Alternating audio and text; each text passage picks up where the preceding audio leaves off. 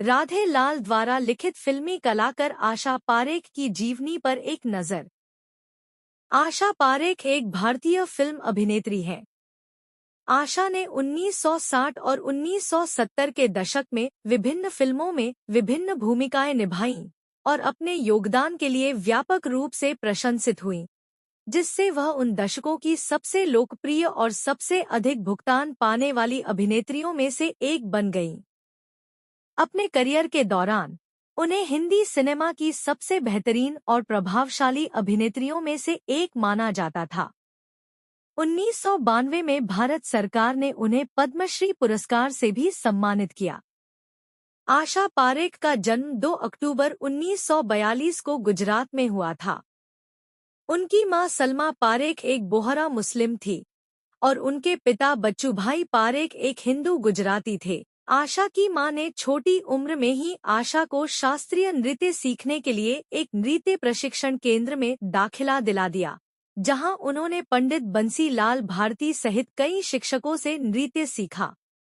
आशा पारेख ने अपने करियर की शुरुआत छोटी उम्र में बेबी आशा पारेख के नाम से की थी।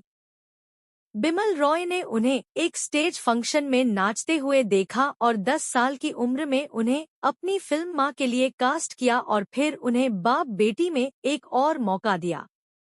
उन्होंने कुछ और फिल्मों में काम किया, लेकिन उन्होंने फिल्में छोड़कर पूरी तरह से अपनी पढ़ाई पर ध्यान केंद्रित करने का फैसला किया, ताकि उनकी पढ़ाई प्रभावित न हो। वर्ष की आयु में उन्होंने नायिका के रूप में अपना हाथ आजमाया, लेकिन विजय भट्ट ने शहनाई की गूंज के लिए अभिनेत्री अमिताभ के साथ प्रतिस्पर्धा में उन्हें अस्वीकार कर दिया, क्योंकि उन्हें लगा कि आशा में फिल्म स्टार बनने के गुण नहीं हैं।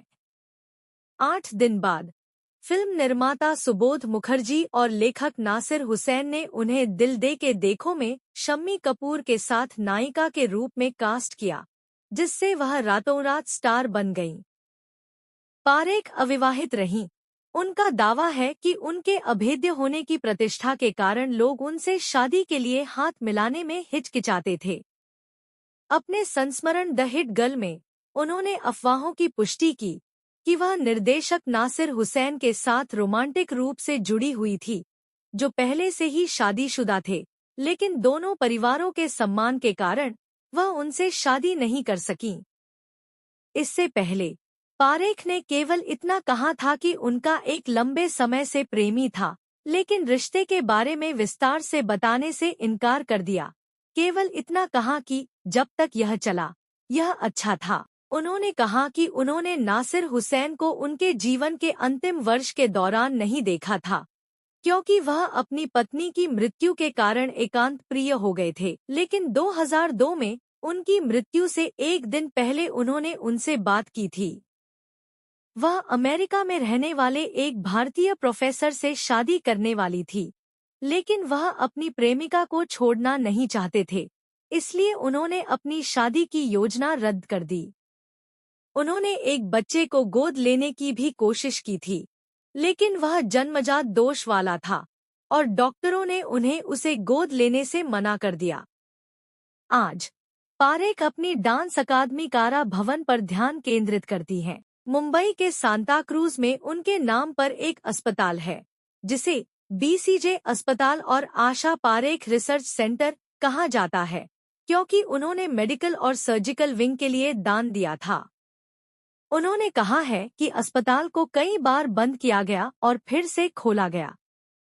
पारेख को 2002 में film fair lifetime achievement award मिला। उन्होंने अन्य लाइफटाइम अचीवमेंट अवार्ड प्राप्त करना जारी रखा। 2004 में कलाकार पुरस्कार, 2006 में अंतर्राष्ट्रीय भारतीय फिल्म अकादमी पुरस्कार, 2007 में पुणे अंतर्राष्ट्रीय फिल्म महोत्सव पुरस्कार और 2007 में लॉन्ग आइलैंड, न्यूयॉर्क में 9वां वार्षिक बॉलीवुड पुरस्कार। उन्हें federation of Indian chambers of commerce and industry FICCI से लिविंग लीजेंड अवार्ड मिला। 2016 में केंद्रीय सड़क परिवहन और राजमार्ग मंत्री नितिन गडकरी ने कहा कि पारेख ने तीसरे सबसे बड़े नागरिक पुरस्कार पद्म भूषण के लिए अपना नाम सुझाने के लिए 12 मंजिल सीढ़ियां चढ़कर उनके मुंबई आवास पर उनसे संपर्क किया था। इस दावे की व्यापक रूप से रिपोर्ट की गई। हालांकि पारेख ने कहा कि उन्होंने कभी पुरस्कार के लिए पैरवी नहीं की। 1 साल बाद प्रकाशित अपनी आत्मकथा द हिट गर्ल में पारेख ने कहा कि मंत्री से मिलना उनके जीवन की सबसे बड़ी गलती थी। उन्होंने कहा कि मंत्री के दावे से उन्हें ठेस पहुंची है और उन्होंने घटना का एक अलग संस्करण सुनाया। पारेख को 1992 में पद्मश्री से सम्मानित किया गया था। एक करीबी दोस्त ने मंत्री के साथ एक बैठक की व्यवस्था की थी और उन्हें पुरस्कार में सुधार की मांग करने का सुझाव दिया था।